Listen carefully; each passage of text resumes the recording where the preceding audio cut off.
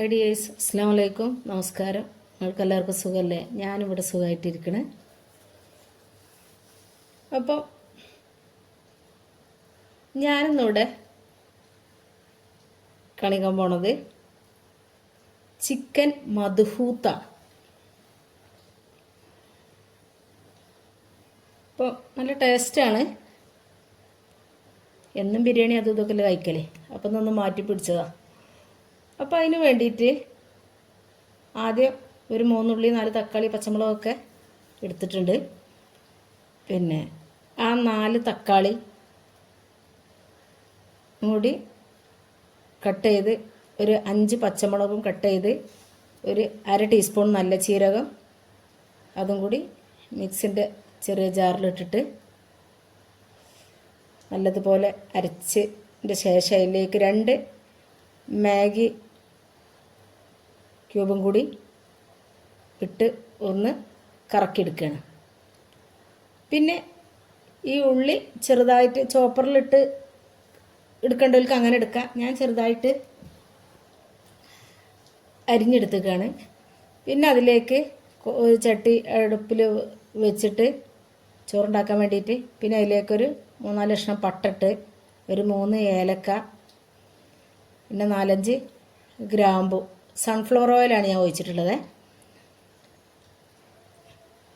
ഇട്ട് കൊടുത്ത് ഒന്ന് ചൂടായതിൻ്റെ ശേഷം അതിലേക്ക് വെല്ലുള്ളി 3 വെല്ലുള്ളിയാണ് ഇട്ടെടുത്തിട്ടുള്ളത്.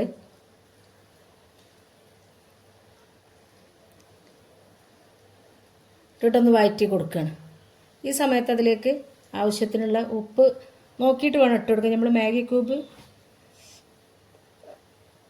തക്കാളി അരച്ചെടുത്ത പൈൽ ഇട്ടിട്ടുണ്ട്. പിന്നെ അതിലേക്ക് ഒരു 2 സ്പൂണ് ഇഞ്ചിയും വെളുത്തുള്ളി ചതച്ചതും, പിന്നെ ആ തക്കാളി പേസ്റ്റിൽ പച്ചമുളക്, തക്കാളി, നല്ല ജീരകം, മാഗി ക്യൂബ്, ഇത് 4ഉം കൂടി ഉള്ള ആ കൂട്ട് അതിലേക്ക് ഒഴിച്ചെടുത്ത്, പിന്നെ മദ്ഹൂത്തിൻ്റെ മസാലയാണ് ഞാൻ ചേർത്ത് കൊടുക്കുന്നത്. അപ്പോൾ നമ്മളത് പാക്കറ്റ് വാങ്ങിക്കുമ്പോൾ അതിൽ തന്നെ കുരുമുളക്, പട്ട, ഏലക്കൊക്കെ അതിലുണ്ടാവും. അപ്പോൾ ആ പാക്കറ്റ് മാത്രം മസാല ചേർത്ത് ഫുള്ളായിട്ട് കൊടുക്കുകയാണെങ്കിൽ ഈ പട്ടിയും ഗ്രാമ്പും ഏലക്കൊക്കെ നിങ്ങൾ ആദ്യം ഇടുമ്പോൾ കുറച്ച് കൊടുക്കുക. പിന്നെ ഇതിലേക്ക് ചേർത്ത് കൊടുക്കേണ്ടത് ടൊമാറ്റോ പേസ്റ്റാണ്. എൻ്റെ കയ്യിൽ പേസ്റ്റ് ഇല്ല, കെച്ചപ്പാണല്ലോ. അപ്പോൾ ഞാൻ കുറച്ച് കെച്ചപ്പ് ആണ് ഇട്ട് കൊടുത്തിട്ടുള്ളത്. പിന്നെ അതിലേക്ക് ഒരു 1/2 ടീസ്പൂണോളം കുരുമുളക് ഇട്ട് കൊടുത്ത്, പിന്നെ ഒരു ക്യാരറ്റ് എടുത്തിട്ട് അത് ഗ്രേറ്റ് ചെയ്തിട്ട് അതിൻ്റെ ഒരു 1/4 ഭാഗത്തോളം ഞാൻ അതിൽ ഇപ്പം ചേർത്ത് കൊടുത്ത് ഇത് നല്ലതുപോലെ വഴറ്റിയിട്ട് എടുക്കുക. കറണ്ട് വന്നോണം പോയോണം ആയിട്ട് നിൽക്കുകയാണ്.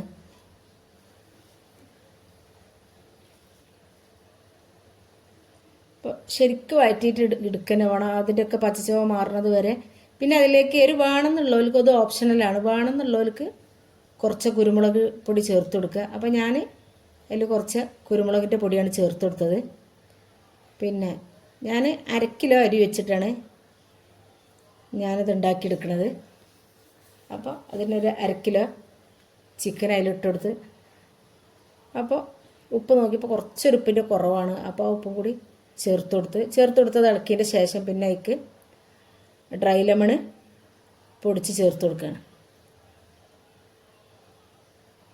ഒന്ന് ഇളക്കിയിട്ട് പിന്നെ ഒന്ന് മൂടി വെച്ചിട്ട് ഒന്ന്, പിന്നെ ഇറച്ചി പൊടിഞ്ഞു പോകരുത്. അപ്പോൾ ഈ സമയത്ത് നമ്മൾ അരി കഴുകി വാരി വെള്ളം വാലാൻ വേണ്ടിയിട്ട് വെക്കണം. എന്നിട്ട് ഇതിലിട്ടിട്ട് നല്ലതുപോലെ ഇളക്കി കൊടുക്കുക. പിന്നെ ഞാൻ പറയല്ലോ 3/4 ഭാഗം ക്യാരറ്റ് അതിലിട്ടിട്ടുള്ളായിരുന്നെന്ന്, പിന്നെ ആ 1/4 ഭാഗം കൂടി അതിലിട്ടെടുത്ത്, പിന്നെ കുറച്ച് ഉണക്കമുന്തിരി കൂടുതൽ വേണ്ടവർക്ക് കൂടുതൽ ഇട്ട് കൊടുക്കുക. ഞാൻ കുറച്ച് ഇട്ട് കൊടുത്തിട്ടുള്ളൂ. പിന്നെ അതേപോലെ 4 പച്ചമുളകും.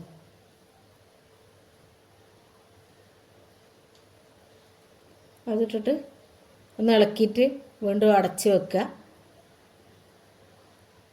ഇപ്പോൾ ഇറച്ചി കൂടുതലായിട്ട് വേവരുത്. പിന്നെ ഞാൻ അപ്പോൾ വെള്ളം ഒഴിക്കണ ആ പാത്രത്തിൽ ഒരു പാത്രം അരിയാണ് അതിലിട്ടിട്ടുള്ളത്. അപ്പോൾ ഞാൻ അതിലേക്ക് 1/4 പാത്രം വെള്ളമാണ് ഒഴിച്ച് കൊടുക്കുന്നത്.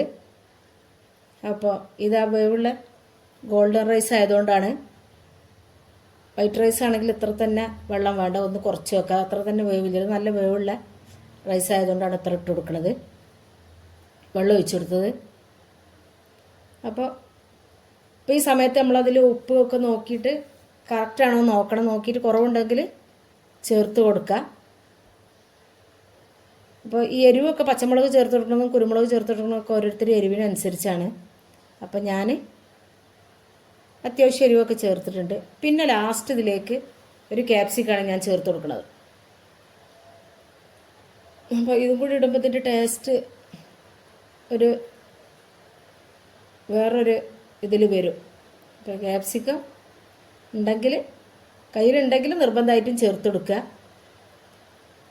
അതിൻ്റെ ടേസ്റ്റ് ഇഷ്ടപ്പെടുന്നവരാണെങ്കിൽ. അപ്പോൾ ഇത്രയൊക്കെ തന്നെ ഈ വീഡിയോ ഉള്ളൂ. നല്ല ടേസ്റ്റുള്ള ചോറാണ് കേട്ടോ.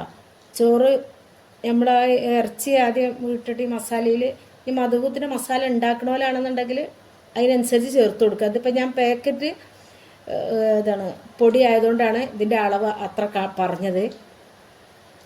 അപ്പോൾ നല്ലതുപോലെ ഇളക്കി. ഇപ്പോൾ ചോറ് ഒന്നുമേൽ ഒട്ടാതൊക്കെ കിട്ടിയിട്ടുണ്ട്. ഇപ്പോൾ ഇത്രയൊക്കെ തന്നെ വീഡിയോ ഉള്ളൂ. നിങ്ങൾക്ക് എൻ്റെ വീഡിയോ ഇഷ്ടപ്പെടുകയാണെന്നുണ്ടെങ്കിൽ ഒരു ലൈക്ക് ഒന്ന് സപ്പോർട്ട് ചെയ്യണേ. വീഡിയോ ഇഷ്ടപ്പെട്ടാൽ ഫ്രണ്ട്സിനും ഫാമിലിയൊക്കെ ഒന്ന് ഷെയർ ചെയ്ത് കൊടുക്കണം. സബ്സ്ക്രൈബ് ചെയ്ത് ആരെങ്കിലും കാണുന്നുണ്ടെങ്കിൽ പ്ലീസ് ഒന്ന് സബ്സ്ക്രൈബ് ചെയ്തും കൂടി സപ്പോർട്ട് ചെയ്യണം. വീഡിയോ കാണുമ്പോൾ ലൈക്ക് അടിക്കാൻ മറന്നു പോകരുത്. വീഡിയോ കണ്ടു പോകേണ്ട ലൈക്ക് അടിക്കാൻ മറന്നു പോകുന്നതായിരിക്കും എന്ന് വിചാരിക്കണേ. അപ്പോൾ നിങ്ങൾ ലൈക്ക് ഉണ്ടെങ്കിൽ മാത്രമേ നമുക്ക് മുന്നോട്ട് പോകാൻ പറ്റുള്ളൂ.